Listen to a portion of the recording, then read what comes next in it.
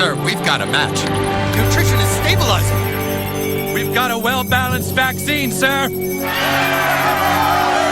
Well, who'd have believed it? They've actually inverted the pyramid. So it's a huge day for all of us and for healthy food for everyone going forward. But this clip from South Park many years ago, I thought it was extremely funny. I'm going to show it now in a moment. And then I'll go through what the inversion of the pyramid really means.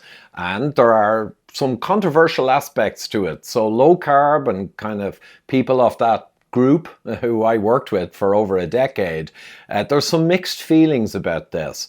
So I'll describe it after we've seen the South Park clip, which was so prophetic.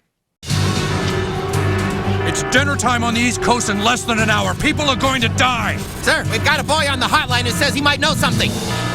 Who is this? My name isn't important. What matters is that the answer is in the pyramid. The pyramid? That's ancient stuff you're talking about. Are you sure? Bring up the pyramid. What is it? What is it for? We built the pyramid a long time ago to illustrate how much people should eat of the 4 basic food groups. Sir, we abandoned the pyramid when Michelle Obama got involved. The pyramid doesn't work. We've already tried it. It's upside down. What? Sir, the pyramid is upside down. Turn the pyramid upside down. You can't be serious. That would put butter and fat at the top of the damn food pyramid! This is not FDA approved. It's dinner time on the East Coast in 10 minutes. Now do it!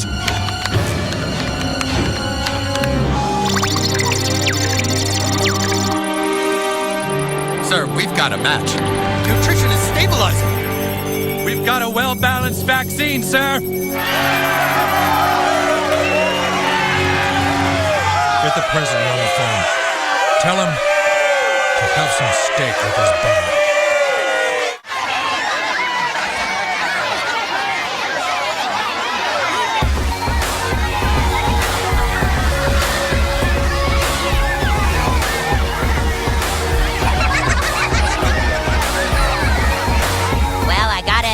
You guys throw a pretty sweet party.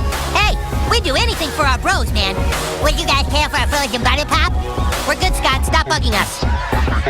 We really dodged a bullet, young man. Thanks to you, America knows what to eat again. Yeah, well, I'm glad people aren't mad at you anymore. I know what that feels like. Well, I certainly know what that feels like. So over a decade, trying to get people to understand what a real food pyramid really looked like.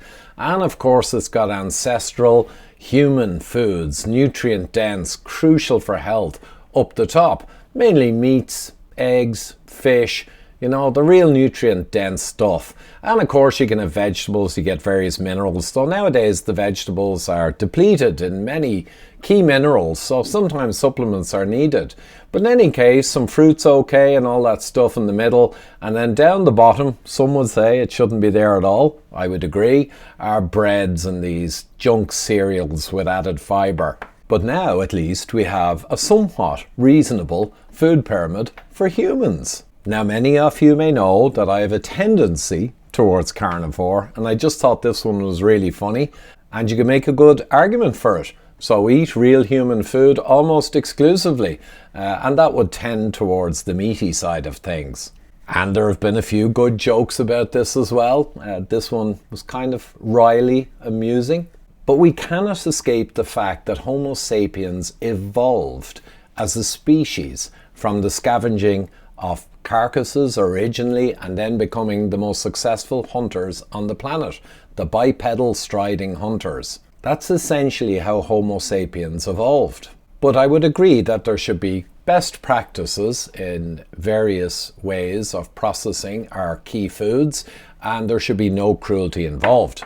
Now you may wonder what controversy is involved outside of Big Pharma and Big Food being rather annoyed. But an interesting controversy came up, just mentioned to me. I was chatting to my pal and co-author, Dr. Jeffrey Gerber, and he mentioned, and I hadn't picked up on this, that some of the low-carb community are a bit annoyed that it was RFK Jr. who brought this in. Isn't that astonishing that you would actually get, after many, many years fighting, what you actually need and want on behalf of health for humanity, which you are fully behind, as all low-carb people are, but you would let tribalism and some kind of belief systems get in the way of celebrating it. And this is not too astonishing for me, actually, because I get roundly attacked from both sides of the aisle all the time, because people don't want to focus on truth and what is good for humanity.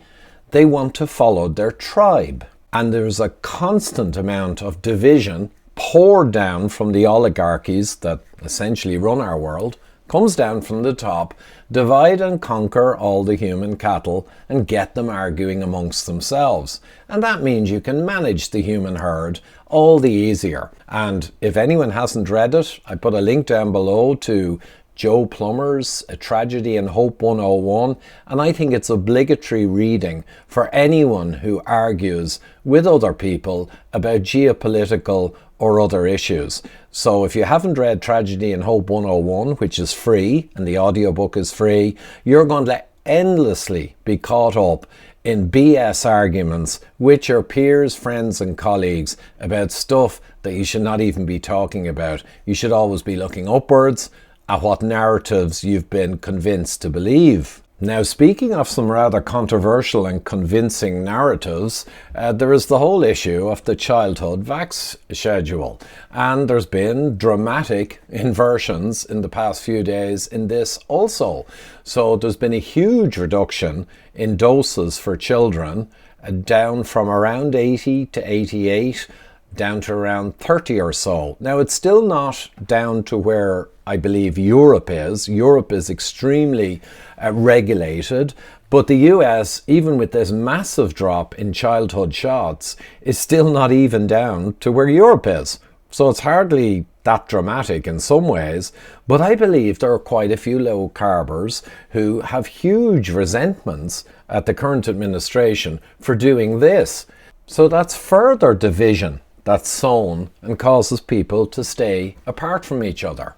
But again, and I'm showing on the screen Europe versus the United States, Europe, if anything, is on the max side of what would make sense. And I'm not going to get into it, but Europe is heavily biased towards big pharma and will be on the upper end of what makes sense, right? The very upper end, some would say. But you can see on the right there, the US is obviously pretty much owned lock, stock and barrel by big pharma, because how else would you get this situation? But in any case, let's finish with the new pyramid.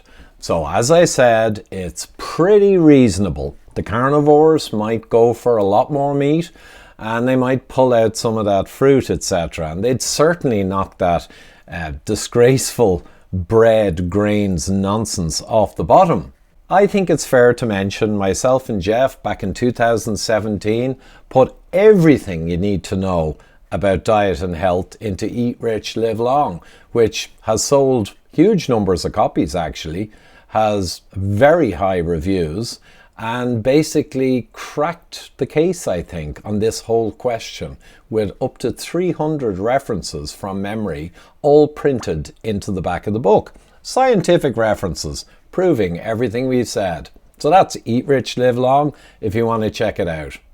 That'll do it, folks. Hope you found that interesting and insightful. And I'll just mention that my new app, which is driven by AI, it has all of my contents over the last 15 years. There's a coach in there. You can ask any question and you'll be answered essentially in my voice. Daily plans, weekly plans, full support for weight loss and gaining health and resilience as we head into 2026. So the app is there in Apple since last November, and now it's out on Android also. So the guys at studio.com have done an Android version and also web-based. So if you pop along, the link is there, and have a look and see what you think, or someone you know who has failed at weight loss before, and this will really transform their probability of success, I would say. So thank you.